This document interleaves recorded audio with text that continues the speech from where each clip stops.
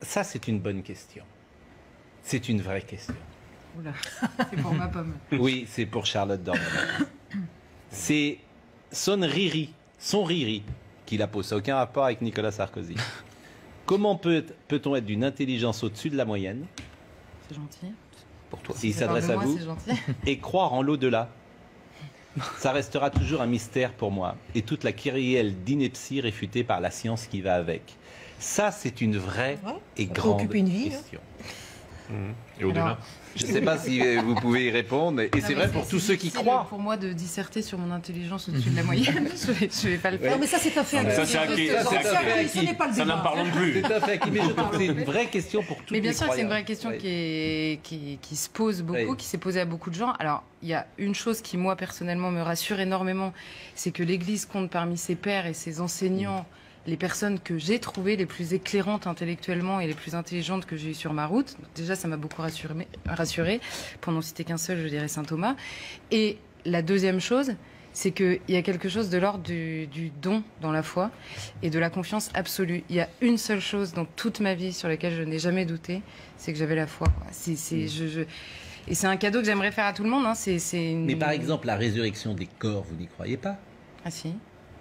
Donc vous pensez que le jour du jugement dernier arrivera et que nous sortirons tous... Des corps glorieux, oui. Ce sont des corps glorieux. Donc nous redeviendrons... Des corps. Alors après, dans quelle mesure est-ce que vous aurez les cheveux plutôt comme ça ou plutôt longs et à quel âge on ressuscitera?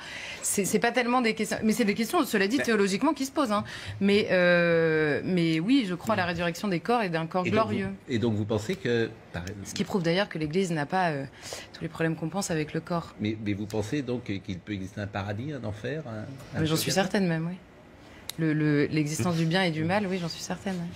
Pascal Pro cherche des réponses. Vous pensez qu'on est avec le mal ou que le mal arrive? Vous pensez que chacun a une... Je pense que oui, l'homme est touché par le péché originel, c'est ça la question. Oui. Donc oui, on est avec le mal. Il y a un mal intrinsèque, mais qui n'est qu'une absence de bien et que je crois plus. C'est Régine Pernoud qui avait dit ça quand elle avait découvert Jeanne d'Arc. Vous savez, ma passion pour Jeanne d'Arc. Quand elle avait découvert Jeanne d'Arc, elle avait dit j'ai beaucoup aimé cette jeune fille parce que je trouve toujours que la grâce a quelque chose d'infiniment plus attirant que le péché. J'ai trouvé cette phrase magnifique. Mais vous pensez quand même qu'on a une marge de manœuvre dans nos vies, qu'on peut combattre le mal. On a une totale liberté même. Une totale liberté. Une totale liberté parce qu'on a été créé par amour et non pas par nécessité. Bon, je fais juste une parenthèse, on était sur Nicolas Sarkozy, pardonnez-moi Noémie Schulz, mais c'est le charme aussi de nos émissions, arrive quelque chose, son Riri, que je salue, parce que son Riri, c'est formidable, la question qu'il a posée. Et c'est vrai que vous vouliez réagir avant de repartir sur Nicolas Sarkozy. Bacon disait un peu de philosophie éloignée de la religion. Francis Bacon. Beaucoup y ramènent.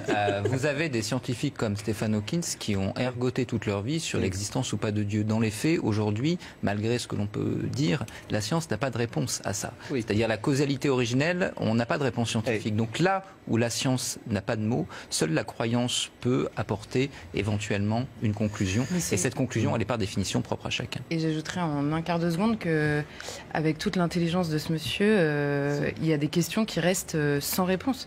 Typiquement, et pour faire un lien avec notre émission, la mort, quoi. La mort et donc la vie sont des questions quand même. Et alors après, c'est vrai que la foi, au bout d'un moment, la volonté dit à l'intelligence, maintenant tu laisses. Et je pose un acte de volonté qui, effectivement, dépasse mon intelligence, totalement. Mais je crois que cet acte de volonté, il est... D'abord, il donne beaucoup de réponses, effectivement. Il est d'une cohérence absolue et l'enseignement de l'Église. Et il peut lire... Ce sera mon conseil pour la fin, l'encyclique qui s'appelle Foi et raison, Fides et Ratio, et qui explique précisément cette relation entre la foi et la raison. Et l'Église ne met absolument pas de côté la raison. La raison. Bon, bah écoutez, Mais tu peux trouver des mêmes chemins. Oui, on ne peut pas répondre. Non. Ah bon? Non, c'est un truc important. Pourquoi? Oui, parce que Noémie est là et je voulais enchaîner sur... Oui, mais bon, on peut trouver d'autres chemins dans le champ laïque, dans la philosophie, et on peut croire aussi en des choses qui rendent la vie heureuse. Bien sûr. Il y a d'autres chemins. Non, mais je voulais simplement dire ça. C'est comme les énergies. Il y a des énergies renouvelables, il y a plein des énergies différentes. Il n'y a pas que moi. C'est pareil. C'est pareil, il y a des choses différentes. Mais vous avez raison, la philosophie, effectivement, on peut lire Sénèque, on peut lire Marc Aurèle, on peut lire...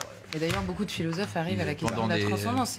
Pendant des millénaires, on a vécu sans les religions du livre, sans les trois grandes religions. D'ailleurs, je me demande toujours... Mais la question, c'est sans les religions, sans Dieu. Ce que Dieu va faire de tous ceux qui ont vécu sans avoir accès à sa connaissance. Je veux dire, du moins dans les religions, on leur révélé. Eh bien, la réponse existe dans la religion catholique. Ah bon, et c'est-à-dire ? Bien sûr, et c'est la fameuse phrase qui est toujours extrêmement mal comprise, à savoir hors de l'Église, point de salut. C'est absolument pas hors de l'Église. C'est quand le pape a expliqué que c'est par le baptême qu'on accède au paradis, en gros, et que le baptême, précisément interrogé sur cette question, à savoir les gens qui ne sont pas baptisés ou qui n'ont même pas entendu parler de l'existence de Dieu, il avait dit à ce moment-là, c'est un baptême d'intention, et c'est ce que disait Monseigneur Rouget hier sur votre plateau, seul l'amour peut juger l'amour, et à la fin, c'est sur l'amour que vous serez jugé.